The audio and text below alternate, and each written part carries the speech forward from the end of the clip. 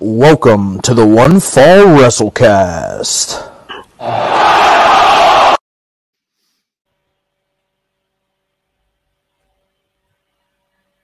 Tom, what's up? Hi, Walt. How you doing, pal? I'm good. It's just me today. Yeah, I don't know. Yeah, It's just me. I guess the cooking and the drinking got the best of our little friend today, is what I'm going to go ahead and assume. I think Pee Wee is face down in a sleepy time, in a little siesta. Yeah. Sun. It was the sun that got him. It was deceptive this afternoon. I'll tell you what. Yeah, we went fishing this afternoon. Took my little 2-year-old fishing for the very first time. How'd he do? Did he catch any fish? Yeah, I actually caught a couple little tiny little bass, little bluegill. Nice. Yeah, nice. Good for him. Yeah, he did good. It was awesome. Good for him, man. And I'm a little charred up off of that one, but you know. Yeah, the sun was deceptive. It was deceptive today. We got those big windows in the front, and like I walked downstairs, and like my wife had those windows open. I was like, God. She's like, dress appropriate. I was like, it was 58 this morning when I got dressed. Like, what? I am, but for some reason it's 73 degrees now in my living room. It's like I cut the grass this morning in a hoodie. Yeah, and then, it was not warm. It was not, but now, I'm sure it's back to beating us with heat. And, that's cool, though. So we get to watch some wrestling. Did you watch wrestling? I did. I watched a little bit this week. Watched some wrestling. Yeah. Hey, real quick, what you got in your cup, pal? Oh, so this, I think I threw the bottle away. So this is the Founders. I did throw the bottle away. Look, I just took the garbage out. The Founders Backwoods Bastard. It's got this cool guy with a really, really long mustache on it. Nice. Is it a stout? It is a stout, but it's an ale. It's a dark ale aged in oak bourbon barrel ale. Bourbon barrels, yes. So it's got that nice charred, yummy, and then hyper filtered to obviously get the charred stuff out. But nice. Got a little Elijah Craig here. Little Elijah Craig bourbon. Little barrel number 5, special West Virginia joint. I don't know. It's good. It's not great. Not the best Elijah Craig I've ever had. Wow. But put it over some ice. It's good here in about 15, 20 minutes. Maybe they ought to, West Virginia ought to pick something a little more. Hey, so good. Glad. Good to have you, bud. So let's talk about it. I'm always here. Hey. Except when I'm on vacation, which I'm not. Yeah. And when I go on vacation, bad things happen, so I should just stay. Yeah. Well, good when I stay. Well, I mean, we still lost him that week too. I mean, well, yeah, you did. That's right. Yeah. I mean, it happens. You lose Pee-wee sometimes. It's all right. I can't catch kids who are out in Ding Ding County out there. So I don't know. He's a sneaky one. So speaking of some sneaky shit, what about WWE is claiming that they're having conversations with New Japan about forming an exclusive partnership? Well, WWE working with New Japan would not be a new thing. I know that's clearly happened. Yeah, that happened all through the 90s. I think it happened in the 80s too with Antonio Inoki, especially. I feel like they used to fly over talent to specifically work with Inoki. Yeah, for sure. And then, I mean, you had the Road Warriors and all that stuff that went over there, and WCW worked a lot over there too. Yeah, for sure. And they actually WCW did that whole thing in North Korea with New Japan. Yes, they did. Did you see that Dark Side of the Ring? I did. Yes. I believe Scott Steiner was a big part of that. Big Papa Pump, if I'm not mistaken. Yeah, was he one? Yeah, he was there. Yeah, because they talked to Scott Norton a lot about who was over there. Yeah, Scorpio got on my nerves a little bit. Yeah, I gave him my best shot. Hey, all right, bro. Like, right? we get it. We get it. You punch talk and you live to tell the story. Yeah, man. New Japan, like you said, not anything new. The only thing that's really kind of strange is they're kind of already in bed with AEW a little bit, and Are they though? So this is what's interesting to me about all of this is that like I feel like Tony Khan is a hype man. He's a big hype man, and you know that he's obviously backed up. Like, yeah, New Japan's gonna work with us.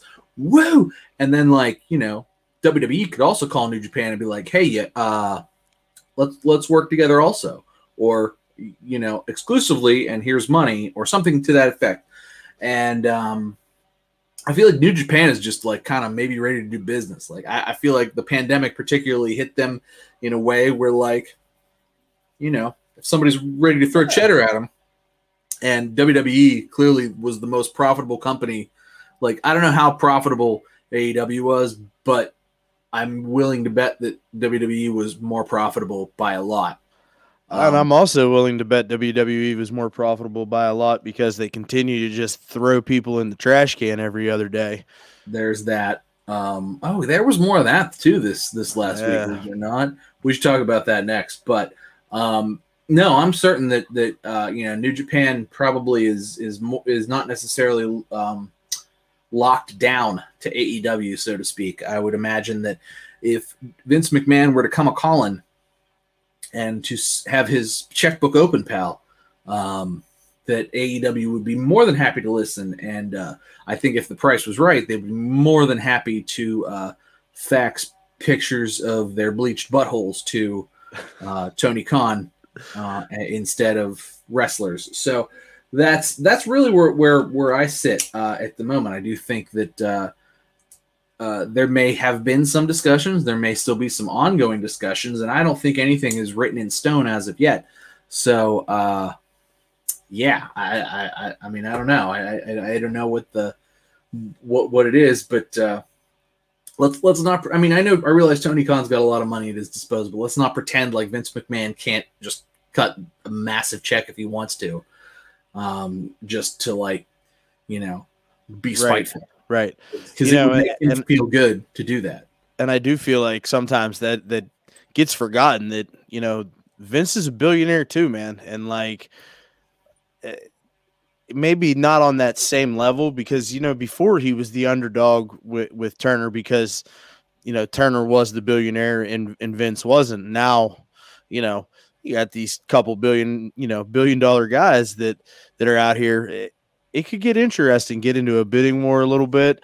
You know, but at the end of the day, man, I mean, New Japan is kind of already working with the AEW a little bit. It's just, yeah, I mean, they did set, but so there was that spot. Who attacked Moxley? Oh, shit. See, I got you. Kenta, yeah. But has anything come of that? I mean, I feel like I've watched a decent bit of AEW since then, and I feel like that was almost a one and done. I mean, they did have the match, you know, on AEW television. Yeah, but it was like a one and done thing. And if memory serves me correctly, that was on a time when you were real low on AEW. I was. Well, that's just the thing. It was that like, oh, we're working with New Japan now. And it was like, well, you worked with Kenta for a week, and I was low on AEW. And I'm not. This pay-per-view has brought me back up, but there's still cracks in the armor. Yeah, we will definitely discuss Double or Nothing. I feel like this pay-per-view really made those cracks in the armor very visible, but was also really fun to watch. So. No shade at that. It was they did a great job with the pay-per-view. Yeah, I don't know. I mean, maybe they are working with AEW or were, but you know, I don't necessarily think that New Japan's not open for business. And we'll see where this comes around. I do like a lot of the New Japan guys. I feel like they're really the number two as far as having talent is concerned. I mean, their talent is. They don't have as much top-tier talent as WWE has because WWE gobbles talent, but most of their talent is better than most of AEW's talent. So there's that. I mean, They're obviously Japanese, but they're like Kenta's much better than anybody in AEW, and Will Ospreay is much better than anybody in AEW. Like there's the list goes on. It's just not it's not quite yeah. But anyway, moving on. So I mean, I'm just saying here, pal, with this whole AEW, New Japan thing, and then WWE comes out and says, "Hey, we're in talks with New Japan." Tony Khan comes out here and he cuts a promo on WWE. He did.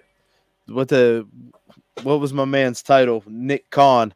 I can't remember what his official title with WWE is. They just said he talked to the wrong Khan or something like that. Man, maybe. But anyway, so Tony Khan cuts a promo on Nick Khan in WWE saying that he's the only Khan in professional wrestling, and that if anybody's going to work with New Japan, it's going to be this Khan. And he even went as far as to call Nick Khan the Khan Man. It was actually quite entertaining. It was silly. It was funny. But it's like, and then WWE turns around and they do this little Instagram post of Nia Jax squashing Britt Baker. Well, they did do that. So what's up with this little back and forth all of a sudden, bud? Man, I love Dr. Britt. Truth be told, if we're talking about most improved wrestler of the year, it's got to be Dr. Britt, right? Like, not that she wasn't plenty fine last year, like not that she wasn't a very acceptable women's wrestler, but I feel like within the last year, she's really jumped up to like main event status level, and they really have not had, AEW particularly really has not had main event status level woman. I mean, obviously they brought in Thunder Rosa, who is that level, Serena Deeb, but now Dr. Britt's literally the only other person on that level, right? Yeah, and if you think about it, when this show started, and we talked about our state of women's wrestling. You remember that episode, Tom? I do. We talked extensively about Dr. Britt. So what's that been, about 9 months ago? It hasn't even been a year. No. And how she needed to kind of change something about the way that she operates inside the ring, and that she was still pretty new. Yeah, I mean, she was very good back, early on. She was acceptable, very much acceptable. I mean, clearly, she was, but she was WWE enhancement level good, like that. She was enhancement talent good, and that's the match that they shared.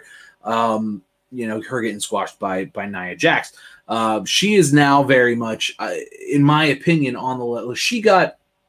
You and I have talked about how much we don't really like Sheeta. Sheeta's sloppy. It's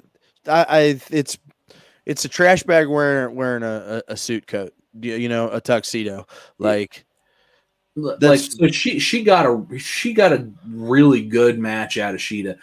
The only botches were really Sheeta botches, not so much Britt botches, and even those really Britt was like she compensated for on a level of like. I'm not saying she's Sean Waltman.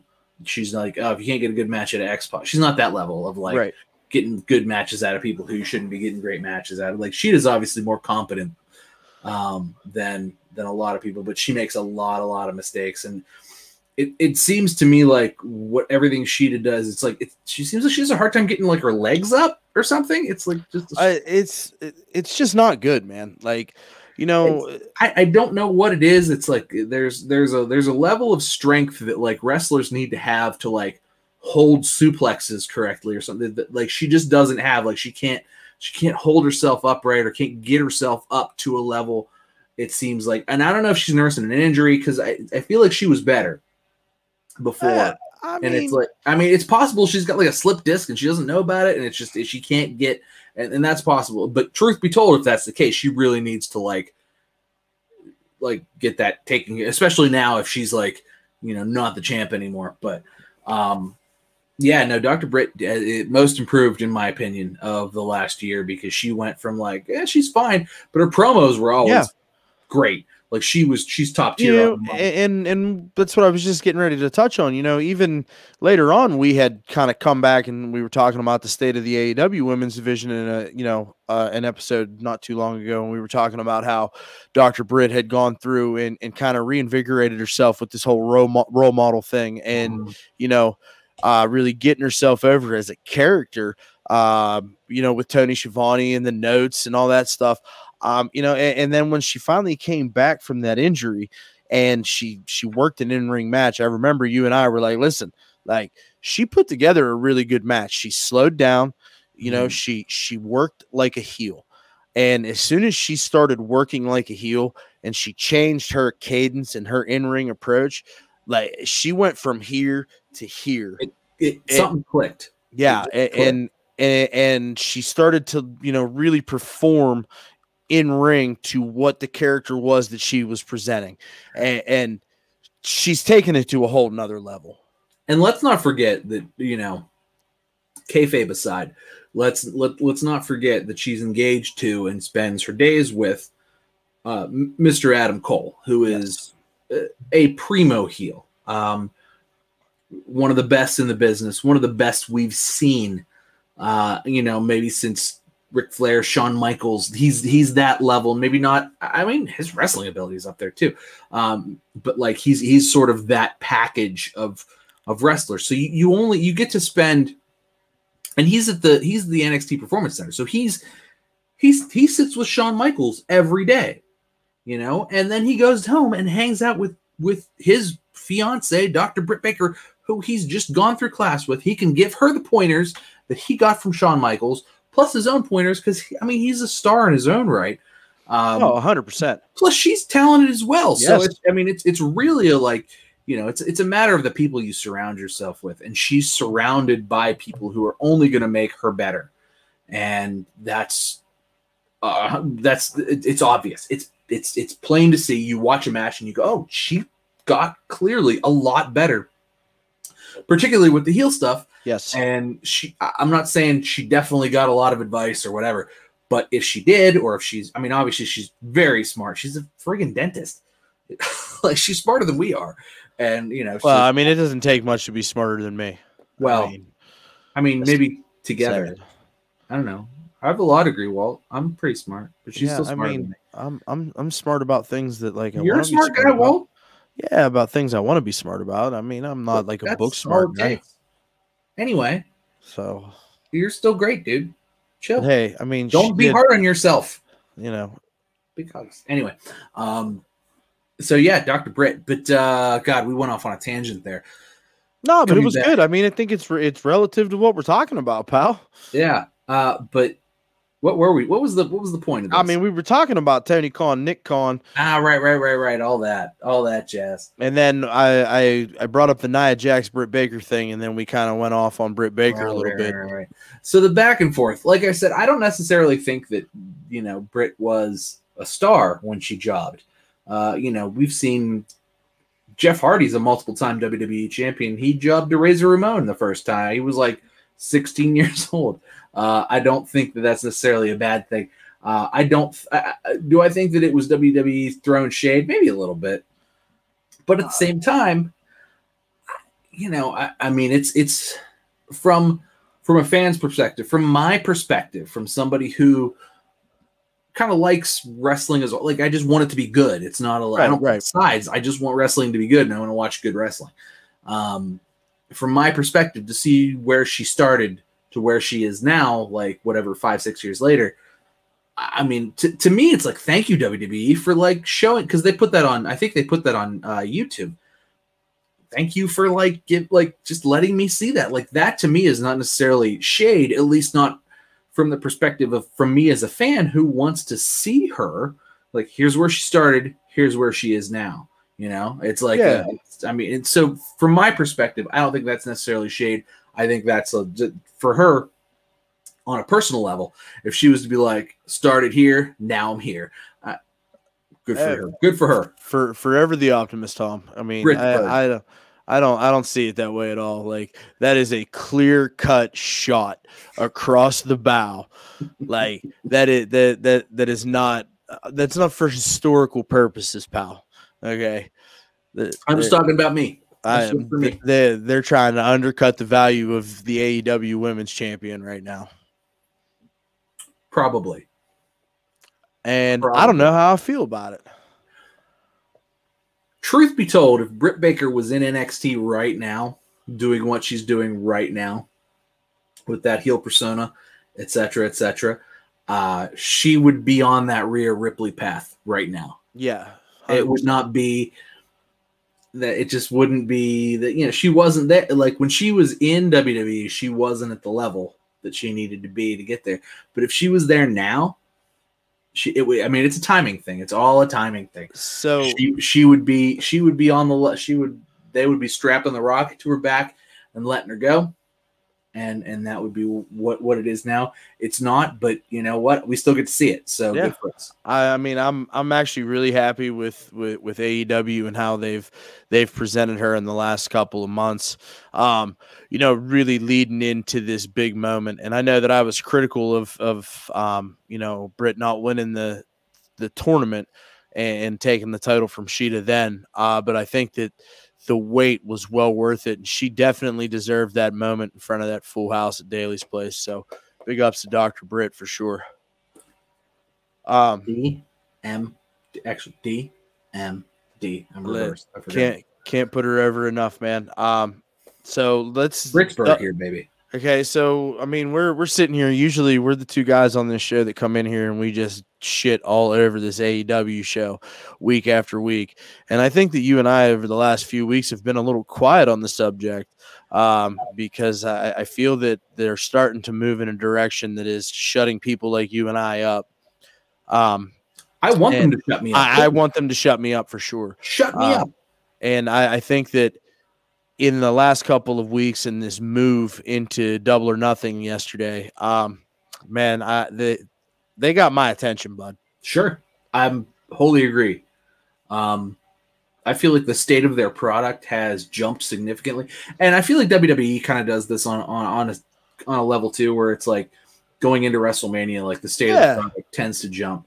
And I know Double or Nothing is sort of in their minds their WrestleMania. It's their Starrcade. And I'm gonna tell you what, it felt that way too. Yeah, sure. And I think that that's as a fan sitting at home, you have to buy into the fact that feels like their big show.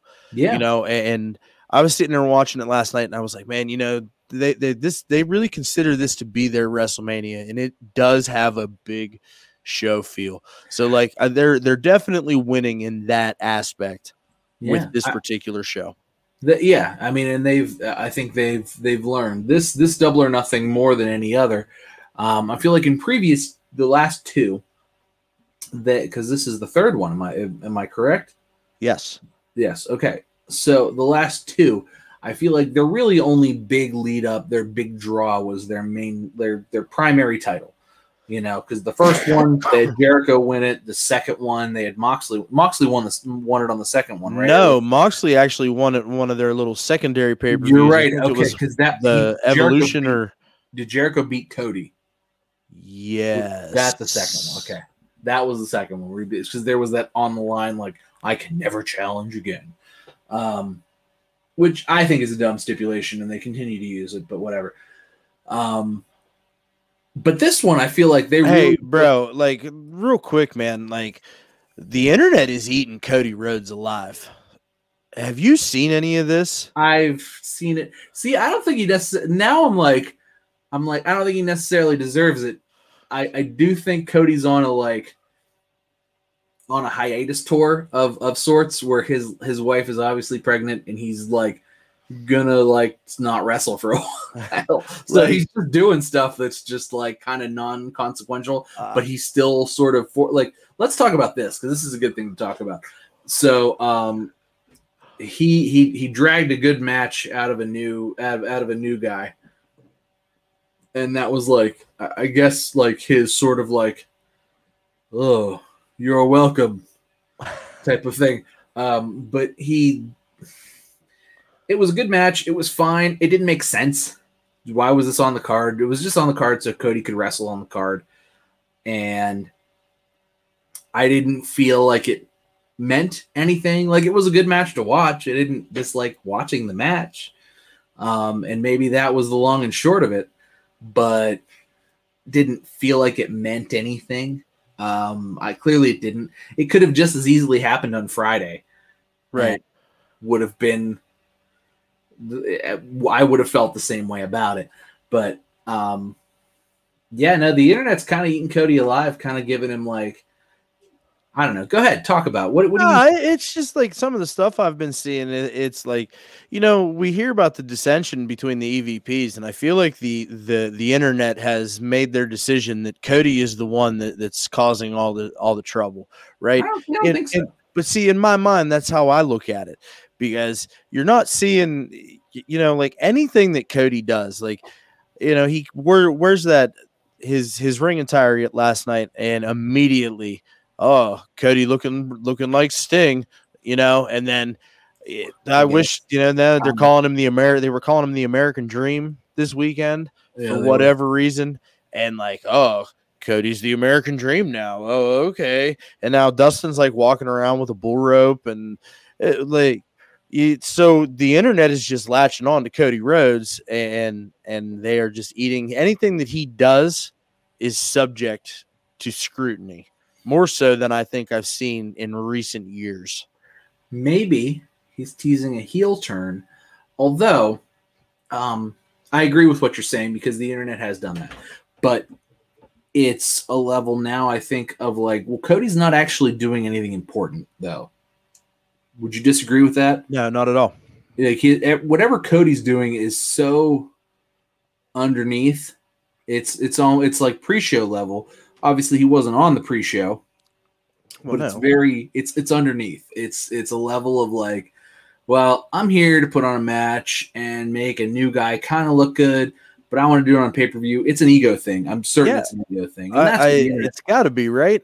But you have to have it. Look, if you're going to run a company like this, if you're going to be a wrestler in a company like this, especially, you have to have an ego. There's no getting around that. It's just, that's part of it. But what he's doing is what he feels is the best for AEW and for him personally. And it's not a level of, it's not a like, well, Cody's just being an ass or something like that. It's like, he doesn't hold a title. He's not doing anything important. He's getting underneath guys to put on good matches as best as he can, and hoping that like when he goes away for a month or 2 or 3, once he has his first child, that, maybe some of these guys will pick up the ball and run with it and actually continue to put on good matches and learn something, because they don't have an NXT level like wrestling school, but he sees promise in some guys, and if he can get a good match out of them and gain them some fans and some followers and whatever, he sees that as a win. So he's doing what he can, but also sort of feeding his own ego at the same time. And I don't think there's anything wrong with that. I don't know that. I think the internet is generally like, let's say that like you and I are like average smart guys. Well, remember that the average person is way dumber. Like think of the like, the average person is really dumb, and then like half the people are dumber than that, like a lot dumber than that. So like you and I are probably like average smart, like a little plus. Like we're average plus. And then there's like 50% of people that like half the world is like a lot dumber. So that's the internet, man. I mean, that's, they yell real loud and that's it. But no, I think what Cody's doing is fine. I can't say I'm a fan, but I can't say that I'm like hurt by it. I like what you said though. Maybe he's teasing a heel turn. I think that when he comes back, he just needs to like buy into like this $1 million man type gimmick. You know what I'm saying? Like come back with the suits and like, and just be real cocky and over the top, and just his heel work in Ring of Honor was good. My dad's Dusty Rhodes. You know what I mean? Like get out there. Like I was okay. So he did similar to what Charlotte's doing right now. Yes, that's a great analogy. But I mean, he did bring back, if you noticed, his old music where wrestling only has one royal family. Like, I mean, that's heel stuff right there, right? Like, obviously when AEW started, that was very like, it was significant. His father had passed semi-recently. Everybody loves Dusty Rhodes as a person, whether you liked him, hated him, loved his heel work, loved his face. But like, Dusty Rhodes was great, for 30 years he was, a mainstay in everything. So moving on from that, I feel like Cody, it would be a good heel turn. If they're generating some sort of like false heat backstage, because the Bucks have their Mark fans and Kenny Omega has his Mark. Like the Kenny Omega Mark fans are those people are just like, oh my god, like they're just like, you could serve them up, and you could have like he could go away. I hope Kenny doesn't hang on to the belt for this long. But even if he doesn't, like he could go away, Kenny could have a face turn or whatever after like he loses the title. He could go through some stuff and come back, and then Cody could come back and like just heel out on Kenny, and they could have a great feud. And Cody would actually drag good matches out of Kenny Omega, which is not really what Kenny Omega does with anybody else. But so that could be cool. That it could be building to that, and Cody has that long-term mindset, and maybe that's what it is, and maybe that seed is planted. So as far as Cody's concerned, I know that he's probably hit the pause button, because everything he's done prior to my learning that he's about to become a father, which is a 9-month experience, has been long-term planning and very brilliant, and has worked out in the long term, and for the most part. Yeah. And now that, he's going to be a dad soon, and probably going to have to pause button for a little while. He's obviously not building to anything, as he doesn't have any long-term ideas. This is maybe the seed being planted that when he just disappears for a little while, because he's going to have a little kid, and you and I know how time-consuming. Like, you need to take time off for that, especially like you can't travel the world and be a new dad. You got to take at least a month or two if you're a wrestler, and being an EVP, he gets that luxury. Right. So I think he's on pause for that, but the seeds are being planted with, there's dissension backstage, so that he can come back and feud with Kenny, and hopefully Kenny won't be the champ, and they'll just feud over EVP stuff. But that would be better than feuding over a championship. But anyway, I digress. Let's move on. What were we originally talking about? Well, we're getting ready to talk about the state of the AEW product. Oh, right, because of Double or Nothing. Yes. I watched the whole thing. I really liked it. I watched the whole thing, and I really, really liked it. It's weird for us to say that, because usually we're like poopy on this stuff. Like, I'm gonna tell you what, and here's the thing. So I don't want to get reviewy about this thing, right? Yeah, me neither. So like, I sit down and I turn it on, and it's after it's over, and I've managed to avoid spoilers all day, which never happens any other time in the world, right? So I sit down, and the very first match that comes out is Hangman Adam Page and Brian Cage. Well, that was the first one. Yeah, and like, what a good match. Summer Shanty. It didn't mean anything, but what a way to kick the show tone, man. It really set the tone. Wow. And I think it also like really ticked. Like, Brian Cage is probably going to leave that Taz group. Yes. Now. Be just the whole ear behind it, and God, the buckshot lariat looks so good. Like, every time I see it, I'm like, man, that looks good. Yeah, it looks good every time. Brian Cage looks good. Yeah. Brian Cage, this was probably the best match Brian Cage has ever put on. 100%, because you and I are super critical of how the dude works, and like, he's just always so plodding, and just. There's always been this talk that he doesn't take care of people, and he looked crisp. He looked great. And Adam Page is fantastic. Look, I'm an Adam Page fan. I'm here to tell you, I don't have a bad thing to say about Adam Page. I feel like he's got a great mind for it. He's got a good mind for his character, a good mind for the business, and they give him the freedom to kind of do things, although they don't seem to give him necessarily the opportunity. But I feel like he's protected his own character in a way that it's like he's never been, despite whatever opportunities he has or doesn't have, he's never been like buried. He hasn't buried himself. And even when he's got to be like, well, I'm the drug, I'm a loner, it doesn't work for me, and they had to work with the Dark Order and stuff. And it's been fun. Yeah, he's good. Look, he's good. He's been the sort of the shining star in everything they've put him in, and he's just made it work in a way that like guys who are just good like that make it work. And So I've been a fan of Adam Page, and that match was great because Adam Page now to me is a guy who can take a guy who has, you know, all the potential in the world and get a great match out of it. Yeah, I mean, he just did it last night. Yeah, he got a great match out of it. I mean, what more can you ask for out of that match? And I'll tell you what, man, big ups to AEW, because I know before the last pay-per-view with the barbed wire death match, you know, Derek and I watched that pay-per-view together, right? And I remember we sat down, we were watching a pre-show, and I looked at him, I said, bro, like, if we hadn't have bought this and we were on the fence about buying this, we're not buying this pay-per-view based off of this match. And like that Brian Cage and Adam Page was on the pre-show, man, and that was hook, line, and sinker. That's the type of match that sets the tone for the rest of the show. Absolutely. And it got the crowd jazzed up. The crowd was into it. How fun was that crowd? I think it was only like 5,500 people, but man, they were big. They were larger than life. They blew the roof off the place. I like the Daly's place is also like partially outside, so you see the sunset, and that to me is very old school WCW in that sense. Of like they used to do like Bash at the Beach, where like you would see the sunset on the beach, and that was just like that was cool natural lighting to me. I mean, I don't know what it's like to wrestle with the sun in your eyes. Oh, I'm sure it's terrible. It's probably terrible. I'm sure it's terrible. Man, do you get good pictures? You get good shots out of that. So away from talking about match by match, right?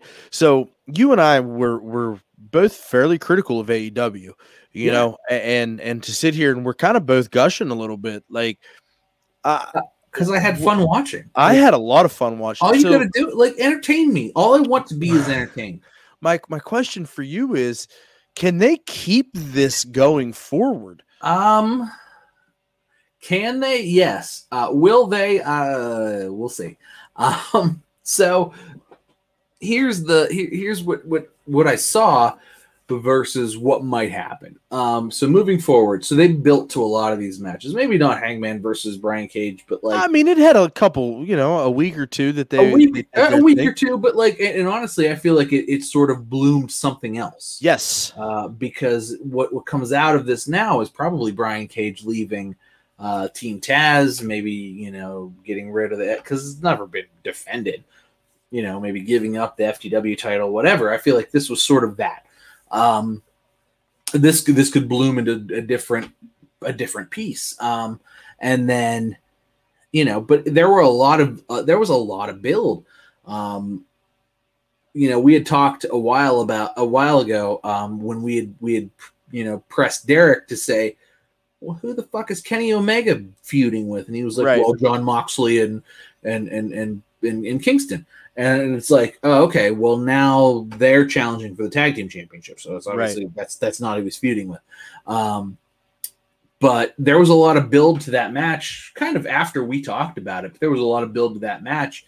And I felt like the Young Bucks did a lot of good promo work leading into that. And it really did work out for them in a good way, where there was like just, you know, it worked out. There was some story building, and they just let that sort of sizzle for a little while, and that kind of worked out. For me, I didn't go into it expecting, you know, a win from Moxley, but there was build. Same thing with you know, Sting and Darby having build as a tandem, not necessarily the build with Scorpio and whatever. Ethan Page. Yeah, not that didn't necessarily have a lot of build, but like Sting and Darby, like their relationship had a lot of build, and I liked that, and I liked where that went. Also, Sting looked great, bro. I was trying to get the bourbon out of my mouth. Like, what the hell? Dude can still go. Dude went. Like, bro, he just made both of us eat shit. Dude went. No. Look, he never was blown up. Look, there was a big portion in the middle where Darby just got the crap beat out of him and Sting couldn't participate. But Sting never looked bad. Like, he took some pretty good bumps and like popped back up. Crossbody off the poker chips. Looked great. Stinger splash looked great. I mean, he held him in the Scorpion. Look, all God, it's more being just like, you know, that 90s kid pop of like, oh my god, Scorpion Deathlock, oh my god, Stinger Splash. And like it looks crisp. It's not like, the I mean, Undertaker it's okay. goes in there on the last ride, and he said, the only thing I don't want to do is become a parody of myself. And you hear Sting kind of echo that same thing whenever Yeah.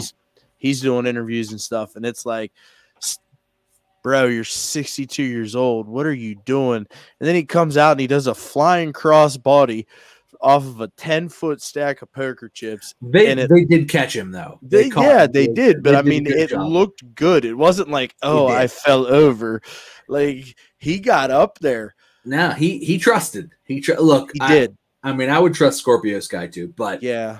I mean, there was trust there. The Stinger Splashes looked great. Oh my god, the Scorpion Death Drop for the win. Oh, it popped me real hard. I mean, I'm not gonna say it didn't. It popped me real hard. So listen here, AEW fanboys. All right, I don't always get along with you. All right, and I do talk a lot of shit about you guys because you don't know what the fuck you're talking about. No. Okay, but Tom and I are sitting here, all right, and we're eating our plate of shit for you. So enjoy it while it lasts, because I have a feeling it's not going to last very long. No, probably not. But I mean, I hope it does. Look, I do too. I want to watch good wrestling. I still have to be cynical, pal. Let's keep doing what they did. Absolutely. Yeah, just maintain this. This is where it needs to be.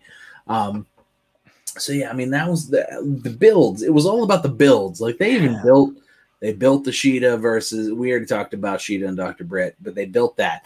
They built the tag team match. They built Miro. They built Miro up finally. Yeah, you finally got the Miro you've been looking for, pal. Finally. Oh man, he threw the snake. Tony Khan tweeted today. Said no, don't break kayfabe. I guess they got a lot of shit, pal. It's like I knew there wasn't a snake in that bag. There was no snake in there. But they got a lot of shit. That's like good. A lot of that is what good. Supposed to get. But Tony broke kayfabe. Oh, why you gotta break my heart about that? I knew there was those. Look, I knew they didn't actually let Miro kill a real snake. Right. Okay. On like that was a rubber something or other hose in there. He just chucked it. But what did they use? What did they use with Earthquake? Didn't they use like sausage stuffed in pantyhose? Yes. Yeah. Just to get the goo. But still, like they didn't break kayfabe for that. Like you wouldn't know that. Different time, pal.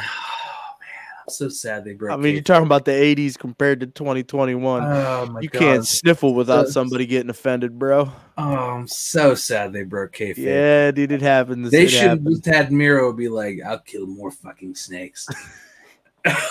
And listen, here's the thing. So, like, again, we shit all over Miro like not even 3 weeks ago.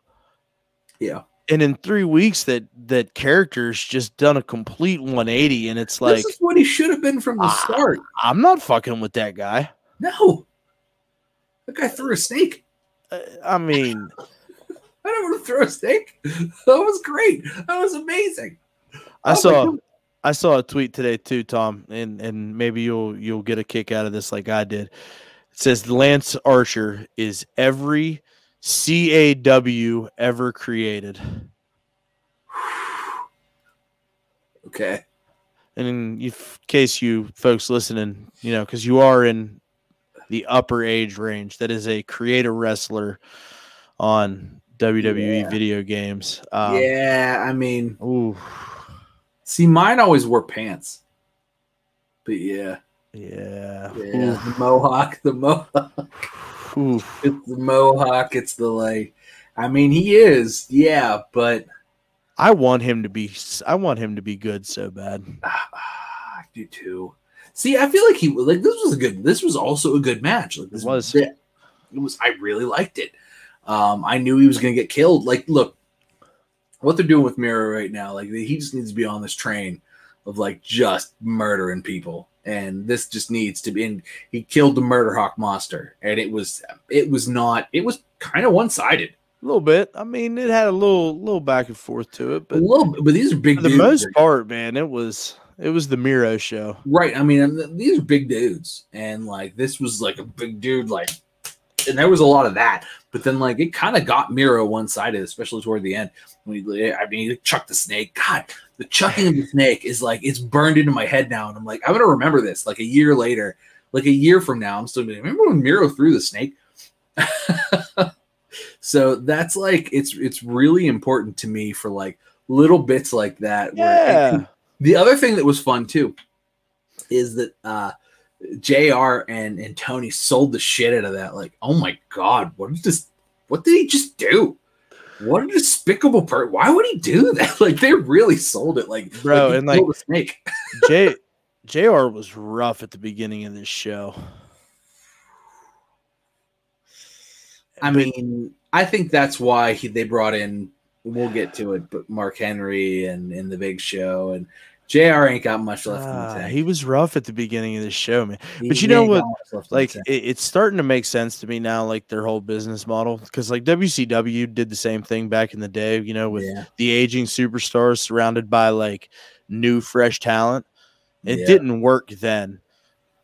But I don't know that it's going to work now. But I mean, it's yet to be seen if it's going to work now. But, like, now, these are guys that we grew up watching, pal. Yeah. You know, and the Mark Henry thing, like, that's big time, because that's the first, like, true homegrown Hall of Famer to jump ship. True. But before we talk about Mark Henry, there's one thing I want to talk about. We gushed over this AEW pay-per-view. Yeah. We gushed over because it was fantastic. There's one thing on it that I think was an underneath sort of. I tried to gloss it, pal. There was an underneath Indie Fest BS match, and unfortunately, that involved the AEW World Championship. Hey, that's the most protected title in all of professional wrestling history. So protected because that's what Jericho said. And JR said it too, and I don't like it. I feel like JR has been backpedaling on this whole Randy Orton thing too with Kenny Omega. That was awkward at the beginning of that match. Yeah. So let's talk about this title match real quick, because this really, to me, shows the state of the company in the fact that, like, okay, so they've got Kenny Omega. He's only the third champion. And as the third champion, he is the worst by a lot. Jericho was the best. Moxley was very good, and the build for Moxley was great. But God, I mean, I cannot get it. As much as they want to tell me that Kenny Omega is the best wrestler in the world, and they want to shower him in bullshit gold from every jabroni moron wrestling federation, from Canada to Mexico to Japan to, you know, wherever else. Like, I'm not impressed. Not only am I not impressed, I'm not impressed with how they've built any, like, they've only really, like, let him bury, you know, TNA or whatever it is, Impact. They've only let him bury Impact. They've let him bury AAA, although we can't watch AAA in America. They've just let him bury other promotions, really. There's been no internal feuds. I mean, we just asked Derek the other, like, a couple weeks ago. We put him on the spot, and he was like, "Oh, Moxley and Kingston," and they fought the Young Bucks. It's not like he's got no real challengers internally. There's been no real feuds built. There's been nothing. Nobody's even like. Look, if there was somebody who was such a jagoff, and you know that, like, particularly like with the last two champions, there were people like ready to tear their heads off within AEW, and they built that for them, and they've just like left Kenny Omega out as though he's part of a different show. And it's almost like Kenny Omega's like Andre the Giant right now, where, like, you know, he's in AEW. We know he's in AEW, but he's working every other show in the world. Andre used to be a WWF guy, but he was working every other show in the world. And Andre wasn't the champ. Like, is Kenny trying to put himself, and here's my point on this, is Kenny trying to put himself in this special attraction box? Is that what he's trying to do? Because if that's what he's trying to do, bro, he's got the wrong outlook on things. And he's not Andre the Giant. Well, nobody is, but Clearly. that was just an easy comparison to make. Yeah, no, you're right. That's you hit the nail on the head. But it just, how are you going to parade yourself around as this special attraction? Because you've got some, a couple of fanboys from Japan, but you're the champion of this company that you're supposed to be helping to build from the ground up, and the title means nothing. I'm going to point this out right now. Do you think at any point, let's compare Roman Reigns to, or Bobby Lashley to Kenny Omega right now? Who's the more important champion to the company? It's not Kenny. Kenny's number 3 by a long shot. Kenny is maybe below or at the level of like the Intercontinental Champion. Okay, so let me flip this on you. Do you think that's by design of AEW, that they want to focus more on their factions rather than their championship? No, I think that's by design of Kenny Omega, and I think that they let Kenny and Cody and the Bucks book themselves. And we've clearly seen what, if anything, has been more apparent to me than anything else, is that Kenny Omega should not be allowed to book anything at all in AEW, because everything he's booked, especially when he's taken a very hands-on approach about it, right from the start, he had 100% control of the women's division. It was awful. It was the worst thing on television. It's good now. I'm telling you. I think he's relinquished a lot of control, because I think now he's very focused on booking himself and Impact and all that other stuff. It's just, he's not a booker. And look, I'm not saying that the guy can't. He can work a little bit. He can work okay, and he's got his fans because of how he works, and he works a very indie heavy style.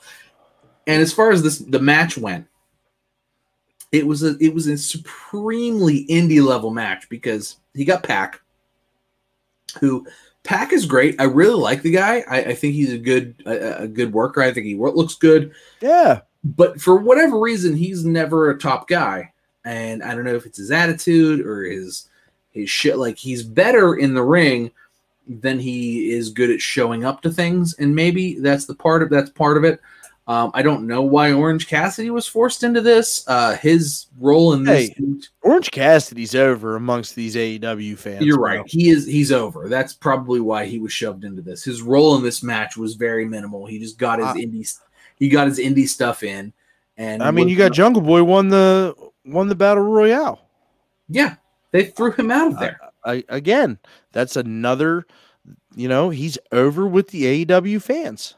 Jungle Boy's. Look, I'm not saying I would prefer to watch Jungle.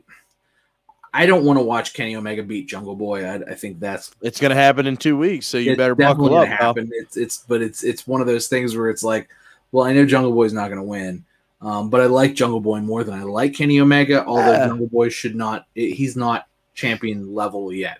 He's not there. No, he's just not there. And this is good. This will be good on him to kind of get a little bit of a jump, right? But yeah, it's just, I don't know. It makes their top title seem like crap. Like no serious wrestling fan takes Kenny Omega seriously, and the way that he or whomever has continuously been booking this, it just seems not serious, right? It seems like a big joke.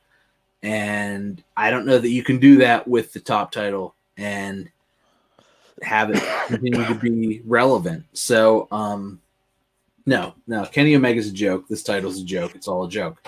And that's really the weakest part of this whole thing, because they tried really hard to make everything else on it. Even the Young Bucks tried to make themselves and things not be a joke.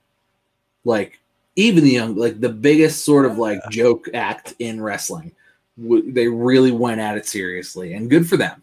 And I know I've been speaking to the Young Bucks. I know I've been in here and have said that their heel work is not believable. But last couple of weeks, man, they're turning it up, and I could see them being those guys. Their heel work's way better than their face work because they're not likable. So, and I don't know if it's the fact that like I took a good like hard away from AEW for a little while, and then like I was like, okay, no matter what, I'm gluing into Double or Nothing. I need to see for myself where I'm really at with this product, right? So like I knew. Same thing, and I watched for 3 weeks beforehand, just like as hard as I could. I've been fairly impressed. I feel like there's when it started, I felt like it was solid at the top, but there were cracks at the bottom. Now I'm starting to feel like there's cracks at the top. And the middle is just the foundation. Yeah, and it's solid as hell. And I mean, most of those guys are guys when I started thinking about that they were in WWE at the time, and now they're ex-WWE guys. So you got you got your Miros, you got your Matt Hardys, you got you got your John Moxleys, you got you got all the guys in the middle who know how to be over and know how to do things right because they've been the guy before and they are the guys. So I don't know where their homegrown talent goes. I mean, clearly Darby is the homegrown talent. Oh yeah, 100%. I mean, you got to put MJF in that conversation. Yeah, MJF too. The pinnacle. That match was cool. I actually really enjoyed the Stadium Stampede. It was a little too cinematic for me. It was way less cheesy than the original. Though. Yeah, you're right. No, I wholly agree with that. And it's better than the first Stadium Stampede. It was very cinematic, and I mean, I just think that's how these are going to go. But this was, they corrected the mistake. They learned from their mistakes and they moved forward. And I appreciate that as a fan. Like it was like this thing you didn't like in the first game, like as a video game fan. Like, you remember this thing you didn't like in the first game? When we took that out, and we reworked it, and now it's different, and you're going to like it now. And it's like, well, okay, all right. And I did. So that was clearly the main event. That was the biggest build. Yes. And I'm glad that's what I was getting to is about build. That was the biggest build. They built that for 6-8 months. And the payoff felt good.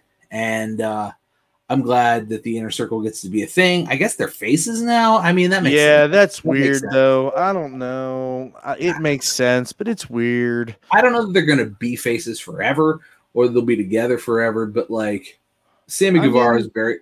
Sammy Guevara is faces for months. Sort of. Yeah, but, like... Sammy Guevara is very likable. He clearly came out as the top face in this. Yes. I mean, Jericho always has a hard time being a heel for a long time. He's just too likable of a guy.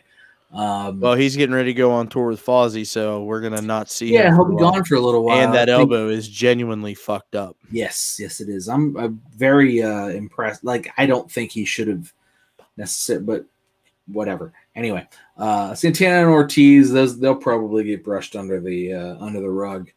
Once I don't know about all that. Same with Jake Hager. He doesn't even talk. Yeah, Jake. I'll agree with the Jake thing, but I think Santana and Ortiz they're just fine. I think Jericho's going to go away, get the elbow healed, go on tour, like nurse it while he's on tour, and then he'll come back at some point, probably in the winter. You know what though, and maybe this was just me. I really felt like that was really just like, I'm out. Would you watch his promo at the end? No, I haven't. I didn't see it after everything went off the air. I scrolled past it earlier and I didn't watch it. It was more to the fans. It was really kind of a like, man, after the last 14 months of just like a pandemic, God, that sucked.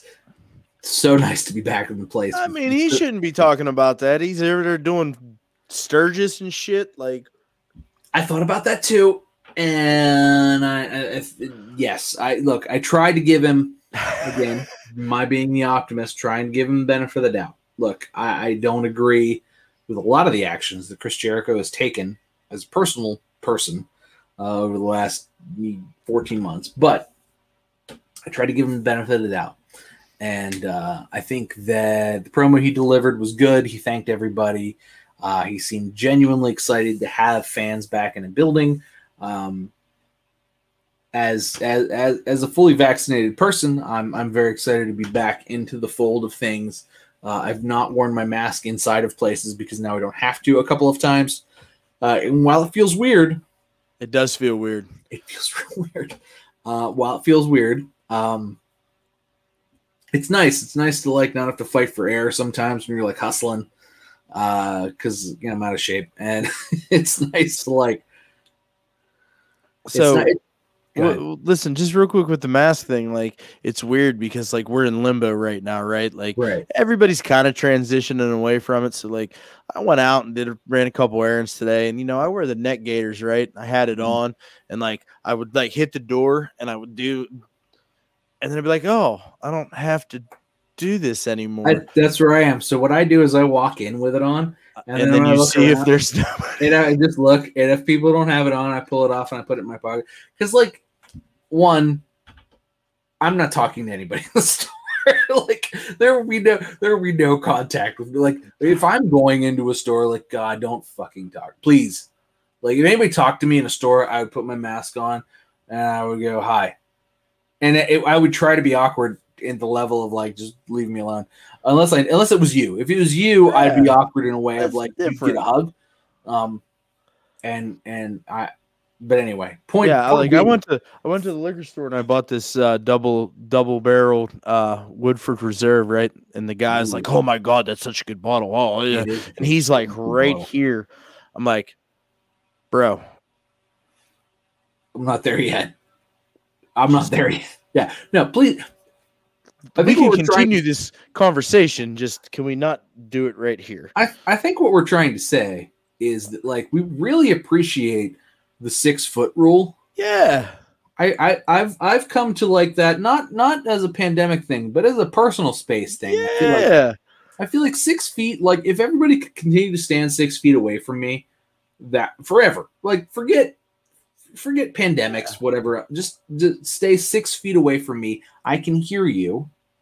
But like I don't need to smell you. Like get 6 feet away from me, and like just you can talk to like I'm a friendly guy. Yeah, but like stay out of my shit here. Like I'm holding my children close. They're like punching and stuff, and like I don't want them to break your bubble. I want to be in my own bubble. And it's like, bro, I get that you're enthusiastic about this bottle of bourbon that I bought, but like, give me 6 feet, bro.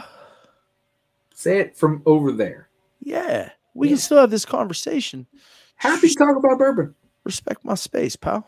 Look, I've known you longer than I've known just about any other human in my lifetime. I've always wanted people to respect my space. Right, but like, even when we saw each other, it's like we stand a few feet away. It's like I'm not here to like awkwardly like touch my nose to your nose, like, hey buddy, how you doing?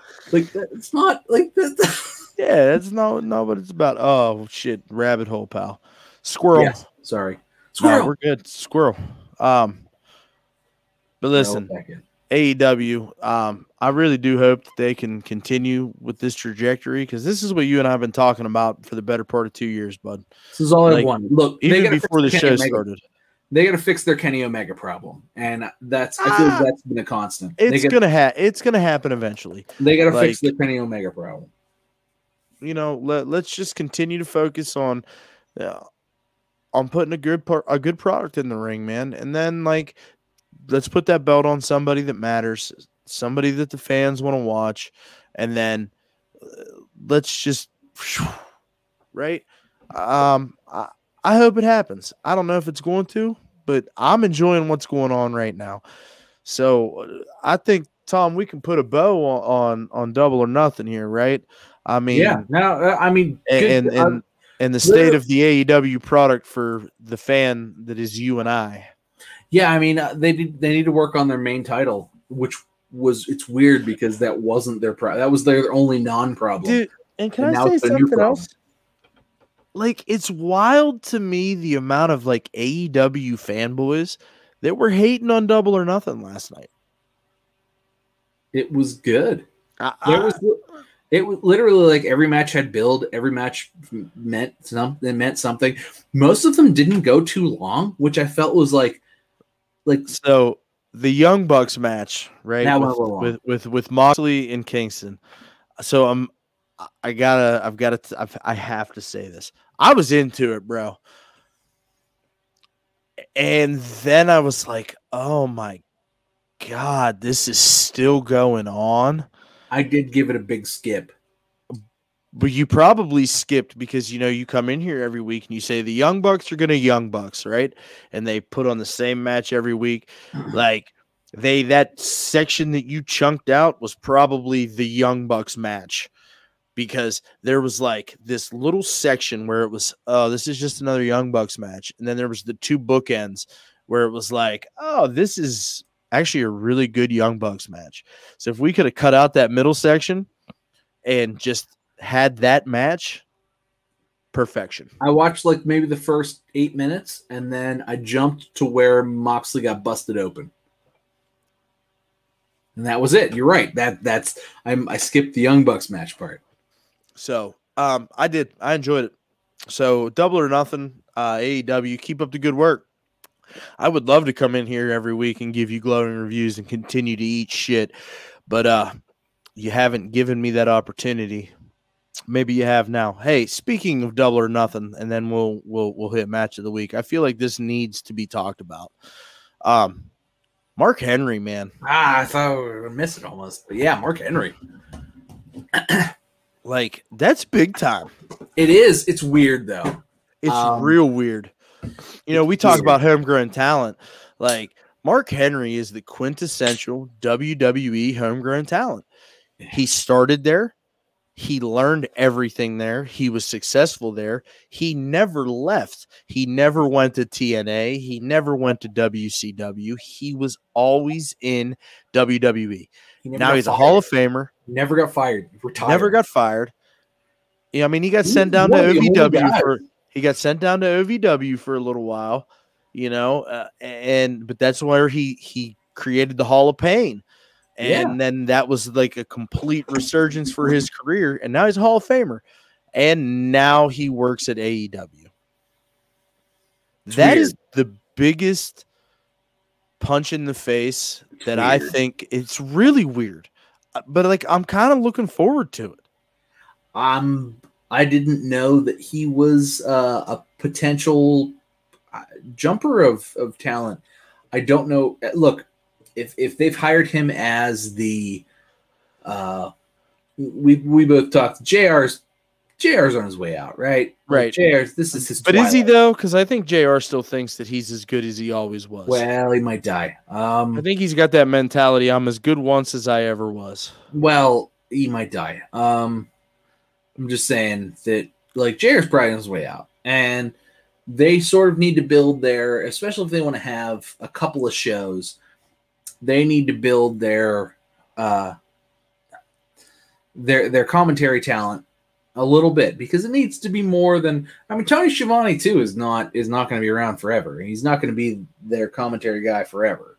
So they need to have guys who are recognizable names who are ready to step in, and both Mark Henry and Big Show. I mean, they're not super old guys. I mean, they're 20 years younger than. And I'll tell you what, if we're talking about it, like I hadn't watched any Elevation, and to hear Big Show's like analysis, to do the analyst role as a commentator, like it was kind of refreshing because it's he's really like.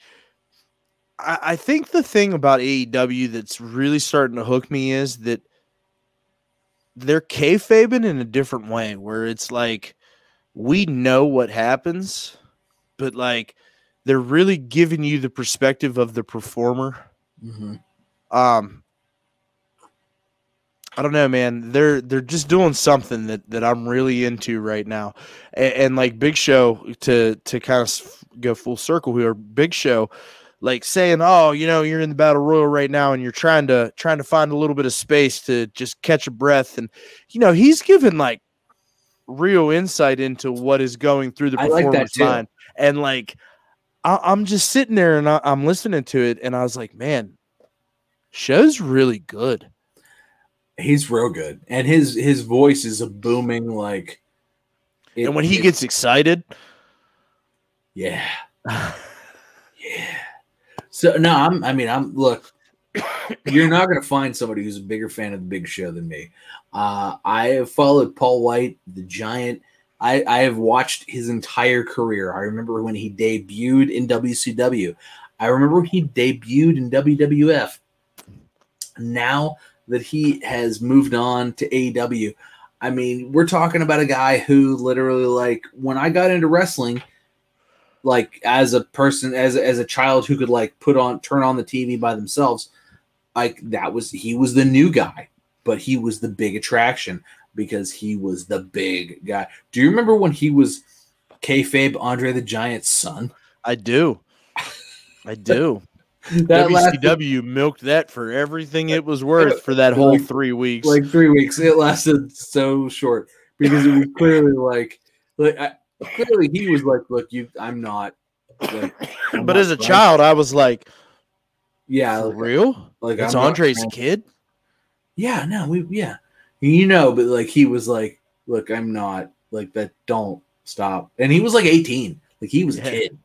Like, but he was fucking huge. Oh he's like God, coming off the top rope and doing moonsaults and shit. Like he was so big, but he was at the same time like so lean and ripped. Like, because he was like 18. It was like he could eat like 6 pizzas and be like, I'm still ripped, baby.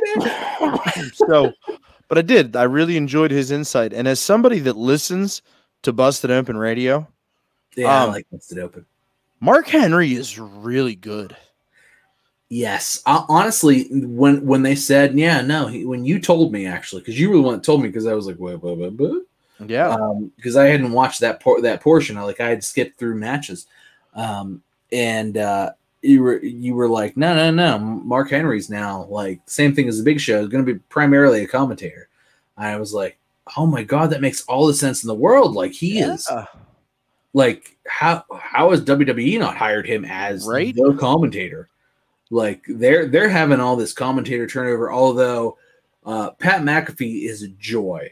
I mean, listen. So here it is. Here's my cousin's my weekly cousin story, right? So Friday night, I haven't watched SmackDown this week, right, at all. Like I haven't had a chance. He was a joy this week. So my cousin texts me in the middle of SmackDown. He goes, I love Pat McAfee. He is just such a yinzer. Yes. And like it put us. I read that and I smiled and I said, man, I can't wait to watch SmackDown. He's so good every week. He's so good. And like I love when he gets hyped up and he's standing because if you watch his show, like that's what he does. Now he's got Michael Cole over there doing it. You like see them like pan across. I'm real excited that like. Look, he has turned he is so much better. Like Michael Cole has been better because of him, and that's like so for me personally. I'm going to claim myself as a Pittsburgh original now. Although we grew up like 20 minutes outside of downtown, and I've been here for like 15 years now. But so it's almost half my life. But so to have. My Pittsburgh originals, Pat McAfee, and we got Corey Graves. Graves, who is a Pittsburgh original. We got Dr. Britt Baker, DMD, now Pittsburgh original, who is the champ. We got Elias. We got, oh my God, Pittsburgh. Kurt Angle just retired. God, Pittsburgh original.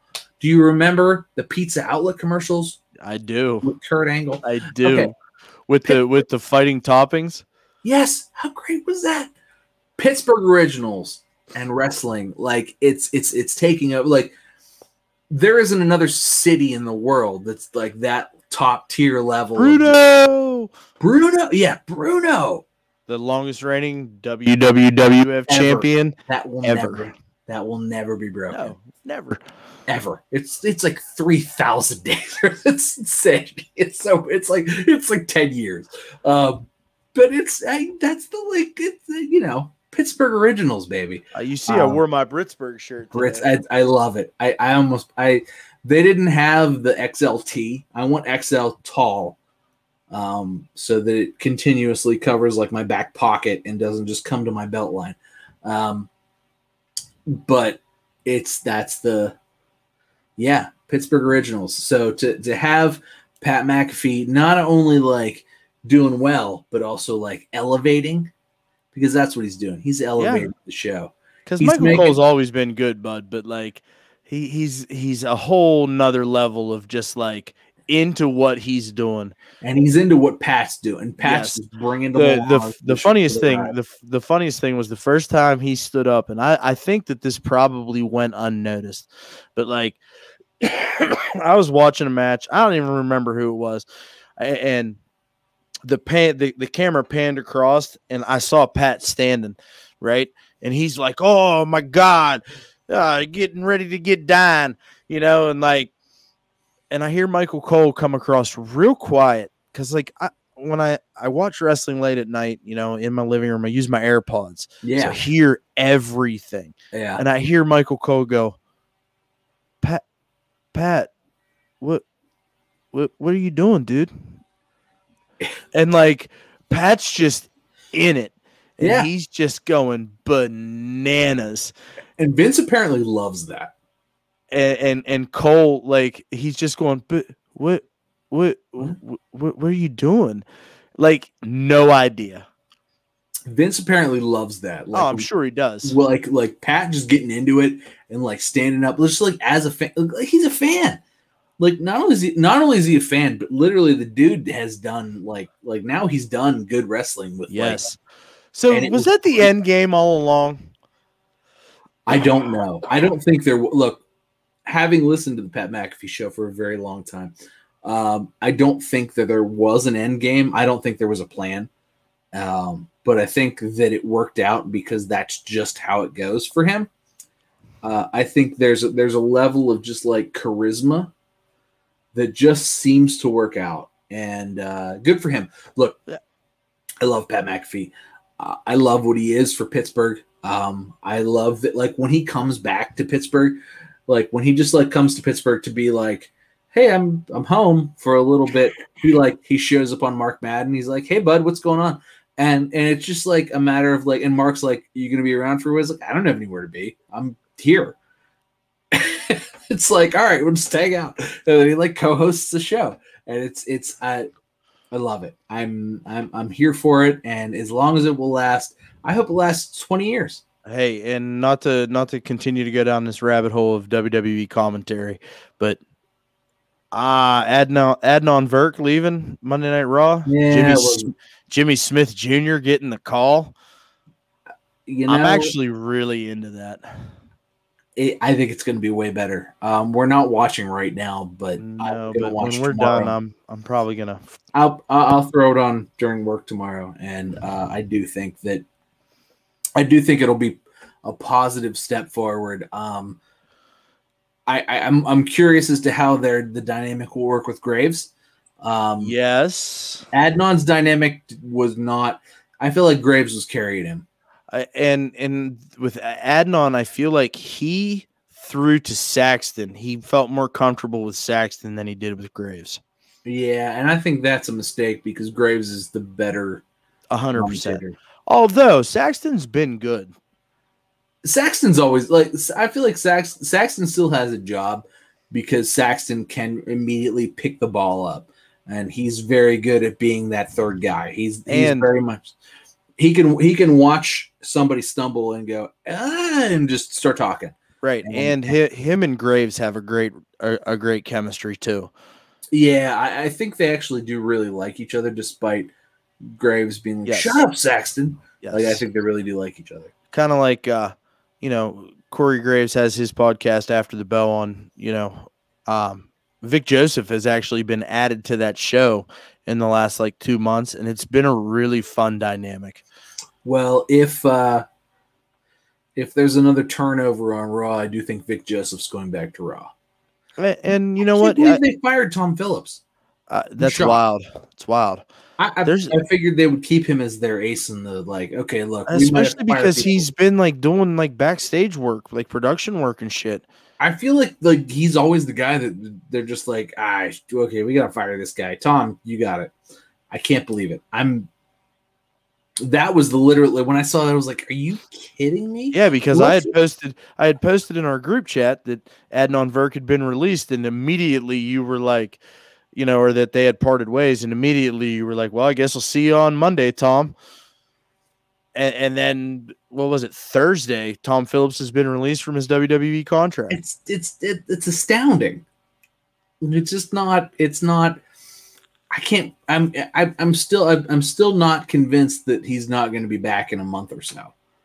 And they're not going to just be like, oh man, like they might have to pay him more now if they have to bring him back, because Tom Phillips maybe he winds up over on the other channel. I hear they can use commentators. I mean, they are expanding their television catalog. I hear they could use commentators. Honestly, Tom Phillips wouldn't be a bad pickup.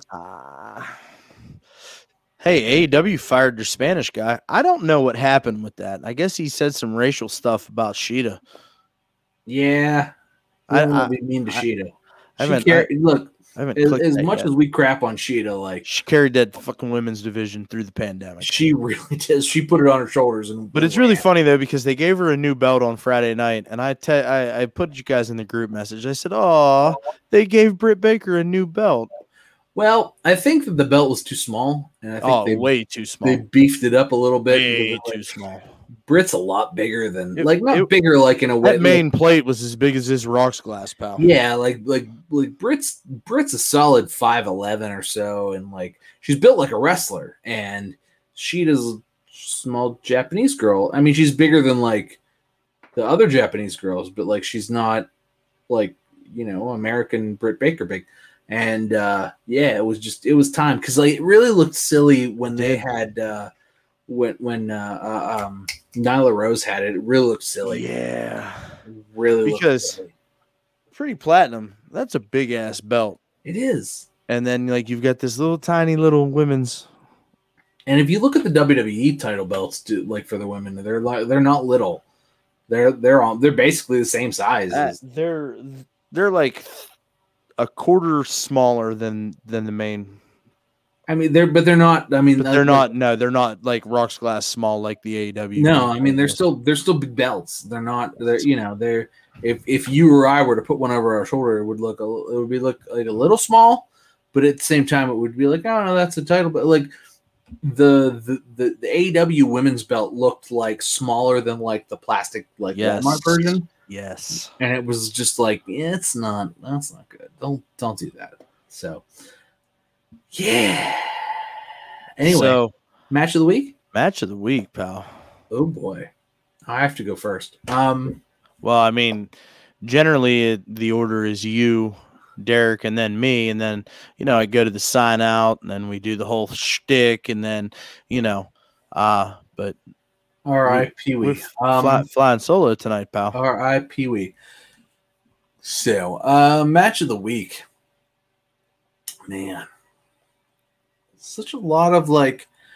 I want to keep it on Double or Nothing. So honestly, I'm gonna go with two. So I've got a like an undermatch, a special mention, and that was the TNT title match where Miro defended. Anyone, only because he threw the snake, and throwing the snake is going to burn in my brain forever. Hey, real quick, I just want you to know, like I know that we've gone 32 weeks without anybody mentioning this, but I have to. So you went with Tom the Snake this week. Yes. I just want you to know that you failed and that was a repeat. I know. I thought about that after I hit the button, and it was. I mean, but it was relevant this week.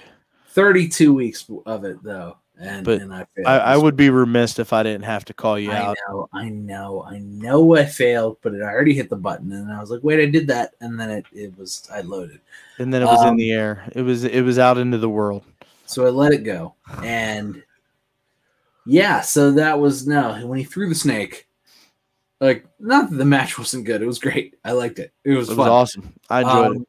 But when he threw the snake, I immediately went, oh, man, that was fun. But my match of the week was because Dr. Britt Baker DMD won. And oh, my God, that needed to happen. It's Britsburg. Oh my God. Like that was like to me that was just like it was almost a relief. It was like a thank God kind of match. And it may not have been a better match than the Miro match, but at the same time, like just the fact that she won finally, and she really did make Sheeta look good. It wasn't a bad match. It was fun to watch, and she really looked dominant through like a lot of the match. Yeah. It was really well put together. She didn't hold up her part as well as Dr. Britt did, but for me, for me as a fan and knowing what I know about wrestling and everything else, that was it for me. That to me is the way. And now to me, it's like, okay, this is now where things need to be for this and for me to be a fan. And that's why it's my match of the week. It's like, this is now put me as a fan, and it's gripped me in the way that I wanted it to grip me. And now I'm a fan. So for me, I have an honorable mention, and it was also both matches were from Double or Nothing. And I will circle back on that in a minute. But my honorable mention was Hangman Page and Brian Cage. That was good. Man, they just set the tone to a fantastic show. I'm going to sit here and I'm going to say that was probably one of the best wrestling shows I've seen in the better part of the last 2 years. It was definitely in the top two. I enjoyed everything about that show, for the most part, from start to finish. And to kick that off, Brian Cage and Hangman Page. Brian Cage, big boy. It was a good match. It was He's a really big good boy. match. I like that. And you know what? My match of the week, Tom, I'm going to agree with you. It was Britt Baker and Sheeta. It's funny because it's the relief, man. When they finally were both in the ring, I looked at this and I said, I feel like this has to be my match of the week. It's the relief. Because I knew Britt Baker was going to win. I knew it. I did. I think the world knew that it was going to happen. And they were like, oh, Hikaru Shida, ding, ding, ding, ding, right? And I was like, this is my match of the week because I know what's going to happen.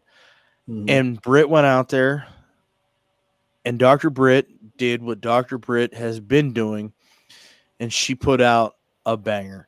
And Sheeta was passable, and she hit some good spots. She missed some good spots. I feel like there is a lot of promise in Hikaru Shida. Shida needs a break. She needs a break because she has carried that women's division for 377 days. Yeah. And when times have not been that great. No. And she's kept it relevant. Whether I agree with that or not, she has kept it relevant. And now it's time for Dr. Britt to hopefully put it over the top. So we shall see what happens with that moving forward. And let's be fair to Hikaru Shida, because I feel like we give Shida a lot of crap when we have.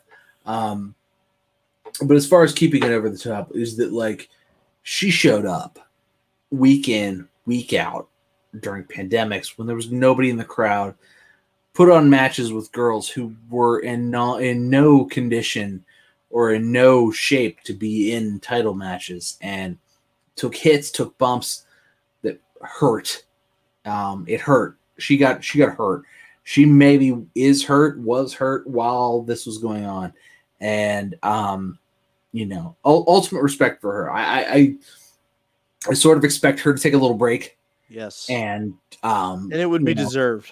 Yeah, absolutely. 100%. And I expect her to sort of come back better than ever.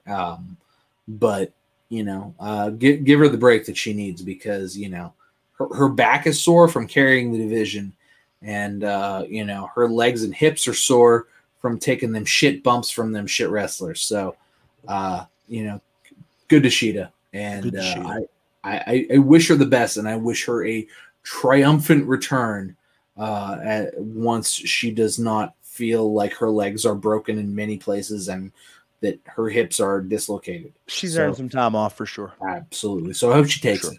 So, wow. I didn't, when I sat down at this desk, I did not see today going the way that it went.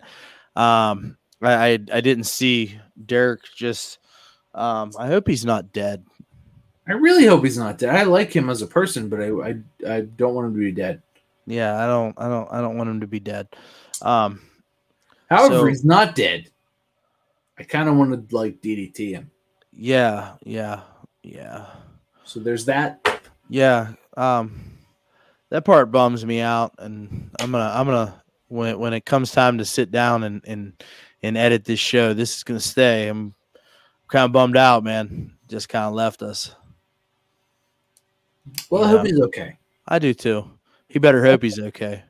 I mean, I hope he's okay. He better hope he's okay, because he better hope that. That's my thing. I hope he's okay. Please be okay, Derek. Yeah. However, if you are okay and you just blew us off, you got trouble, pal. You got Tom mad. It's one thing when I'm mad. You got Tom mad. I'd be more worried about Walt being mad. He's used to me being mad. I'm fucking mad all the time. You've never been mad at me. Well, it's because we've known each other for 30 years. Never mind. I'm just not. Anyways, Derek, if you're listening, man, we hope you're okay. Because if you're okay, I'm gonna make you not okay. Uh-oh. Yeah. But I love you, pal. But I'm gonna make you not okay. If you're okay. But anyways, I hope you're okay. Yeah. Aside from that, like, even just the fact that we both came in here and we had nothing but glowing reviews about AEW and Double or Nothing. How did we do that? I don't know. That just tells me that they put on a good show, man. I mean, they worked hard and they deserved us talking about it. And that's what happened. And I'll be interested to see what the fallout is moving forward aside from us. I hope it's good. Like, I do too. More good. I do too. Keep doing this. So it's going to be an interesting couple of days. I hope they don't fumble it Friday. Is it on Friday again? It's not. Yeah, it's not Wednesday. Oh, we're still talking. It's still NHL. Yep. Fucking love the NHL. Yeah, no, I'll watch on Friday. Yeah, I will too. So we'll see what happens. Yeah. But anyways, if you're watching this on YouTube, you know that we exist. Please like and subscribe. We would really appreciate that.